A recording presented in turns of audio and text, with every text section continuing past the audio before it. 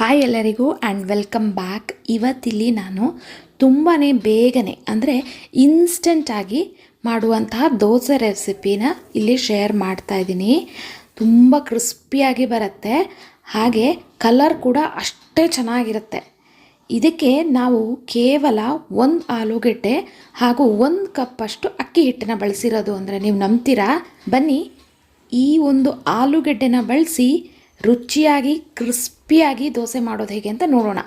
1 medium ಆಲೂಗೆಡ್ಡೆನ ಸಿಪ್ಪೆ ತೆಗೆದು ಈ ರೀತಿ ಮಿಕ್ಸಿ ಜಾರ್ಗೆ ಕಟ್ ಮಾಡಿ ಹಾಕ್ಕೊಳ್ತಾ ಇದ್ದೀನಿ. ನಾನಿಲ್ಲಿ ತೋರಿಸಿರುವ ಕ್ವಾಂಟಿಟಿನಲ್ಲಿ ನೀವು ದೋಸೆ ಮಾಡಿದ್ರೆ ಆರಾಮಾಗಿ 7ರಿಂದ 8 ದೋಸೆ ನೀವು ಮಾಡ್ಕೊಳ್ಬೋದು.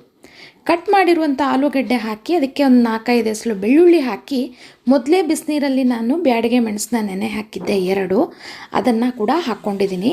ಫಸ್ಟು ಇದನ್ನು ನಾನು ಈ ರೀತಿ ರುಬ್ಬಿ ತಗೊಂಡಿದ್ದೀನಿ. ಇನ್ನು ಇದಕ್ಕೆ 1 ಕಪ್ಪಷ್ಟು ಅಕ್ಕಿ ಹಿಟ್ಟನ್ನು ಹಾಕ್ಕೊಳ್ತಾ ಇದ್ದೀನಿ. ನಾನಿಲ್ಲಿ ಗ್ಲಾಸ್ ಏನು ತೋರಿಸಿದ್ದೀನಲ್ಲ ಎಲ್ಲನೂ ಇದರಲ್ಲೇ ಮೆಷರ್ ಮಾಡಿರೋದು. 1/4 ಕಪ್ಪಷ್ಟು ಕಡಲೆ ಹಿಟ್ಟು, ಅದೇ ಕಪ್ಪಲ್ಲಿ 1/4 ಕಪ್ಪಷ್ಟು ಮೊಸರು, ರುಚಿಗೆ ಬೇಕಾಗುವಷ್ಟು ಉಪ್ಪನ್ನ ನಾನಿಲ್ಲಿ ಹಾಕ್ಕೊಂಡಿದ್ದೀನಿ, ಮತ್ತು ಒಂದು ಸ್ವಲ್ಪ ನೀರು. ಇಷ್ಟನ್ನು ಹಾಕಿ ನಾನು ನುಣ್ಣಗೆ ರುಬ್ಕೊಳ್ತೀನಿ. ದೋಸೆ ಹಿಟ್ಟಿನ ಹದಕ್ಕೆ ನೀವು ರುಬ್ಕೊಳ್ಬೇಕು, ನೋಡಿಕೊಂಡು ನೀರು ಸೇರಿಸ್ಕೊಂಡು ರುಬ್ಕೊಳ್ಳಿ. ಒಂದು ಚೂರು ಗಂಟಿರಬಾರ್ದು, ಸ್ಮೂತಾಗಿರಬೇಕು. ಹಾಗೆ ದೋಸೆ ಹಿಟ್ಟಿನ ನಾರ್ಮಲ್ ನೀವು ದೋಸೆ ಉದ್ದಿನ ದೋಸೆ ಎಲ್ಲ ಏನು ಮಾಡ್ತೀರಾ ಆ ಹಿಟ್ಟಿನ ಹದಕ್ಕೆ ಇರಬೇಕು ಹಿಟ್ಟು. ಇದಕ್ಕೆ ಬೇಕಾಗುವಷ್ಟು ನೀರನ್ನ ಸೇರಿಸ್ಕೊಂಡು ಚೆನ್ನಾಗಿ ಮಿಕ್ಸ್ ಮಾಡ್ಕೊಳ್ತಾ ಇದ್ದೀನಿ. ಹಿಟ್ಟಿನ ಕನ್ಸಿಸ್ಟೆನ್ಸಿ ನೋಡಿ, ಇದು ಪರ್ಫೆಕ್ಟ್ ಆಗಿದೆ. ಈಗ ಈ ಹಿಟ್ಟನ್ನು ಒಂದು 10 ನಿಮಿಷ ಹಾಗೆ ಮುಚ್ಚಿಡೋಣ.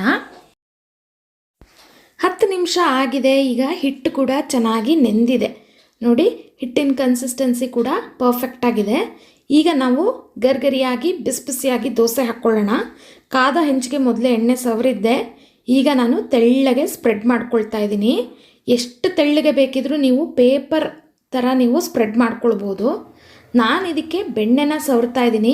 ನೀವು ತುಪ್ಪನೋ ಎಣ್ಣೆನೋ ಅಥವಾ ಏನು ಬೇಡ ಅಂದರೆ ಆಯಿಲ್ಲೆಸ್ ಆಗಿ ಕೂಡ ನೀವು ಮಾಡ್ಕೊಳ್ಬೋದು. ಬೆಣ್ಣೆ ಹಾಕೋದ್ರಿಂದ ಮಾತ್ರ ಇದರ ಟೇಸ್ಟ್ ಎನ್ಹ್ಯಾನ್ಸ್ ಆಗುತ್ತೆ, ಅದಂತೂ ಗ್ಯಾರಂಟಿ. ನೀವು ನೋಡ್ತಿರ್ಬೋದು, ಕಲರ್ ಅಂತೂ ಸೂಪರಾಗಿ ಬಂದಿದೆ. ಒಳ್ಳೆ ಹೋಟೆಲಲ್ಲಿ ನಾವು ಗೀ ರೋಸ್ಟ್ ತಿಂತೀವಲ್ಲ ಆ ರೀತಿ ಕಲರ್ ಬಂದಿದೆ. ಟೇಸ್ಟ್ ಅಂತೂ ಅಷ್ಟು ರುಚಿಯಾಗಿರುತ್ತೆ.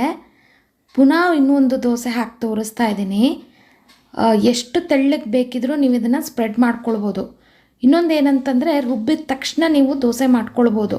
ಇದನ್ನು ಹುಳಿ ಬರೆಸ್ಬೇಕು ಅದೆಲ್ಲ ಏನೂ ಇಲ್ಲ, ಅಥವಾ ಹಿಂದಿನ ದಿವಸನೇ ರುಬ್ಬಿಡಬೇಕು, ಅದು ಯಾವುದೇ ಎಕ್ಸ್ಟ್ರಾ ಕೆಲಸಗಳಿಲ್ಲ.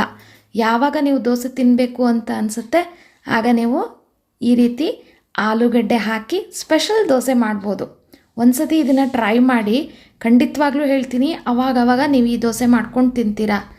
ನಾನಿದನ್ನು ಆಲೂಗಡ್ಡೆ ಪಲ್ಯ ಹಾಗೂ ಚಟ್ನಿ ಜೊತೆ ಸರ್ವ್ ಮಾಡಿದ್ದೆ. ತುಂಬಾ ರುಚಿಯಾಗಿತ್ತು. ನೀವೊಂದು ಸತಿ ಟ್ರೈ ಮಾಡಿ, ಹಾಗೆ ನನಗೆ ಕಮೆಂಟ್ ಸೆಕ್ಷನಲ್ಲಿ ತಿಳಿಸಿ ಹೇಗಿತ್ತು ಅಂತ.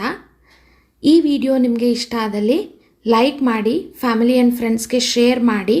ಹೈಪ್ ಮಾಡೋದ್ರಿಂದ ನಾನು ಹೆಚ್ಚು ವ್ಯೂವರ್ಸ್ಗೆ ರೀಚ್ ಆಗೋದಕ್ಕೆ ಸಾಧ್ಯ ಆಗುತ್ತೆ. ಮುಂದಿನ ಇಂಟ್ರೆಸ್ಟಿಂಗ್ ರೆಸಿಪಿ ಜೊತೆ ನಾನು ನಿಮಗೆ ನೆಕ್ಸ್ಟ್ ವಿಡಿಯೋದಲ್ಲಿ ಸಿಗ್ತೀನಿ. Stay tune, stay connected. Thank you for watching.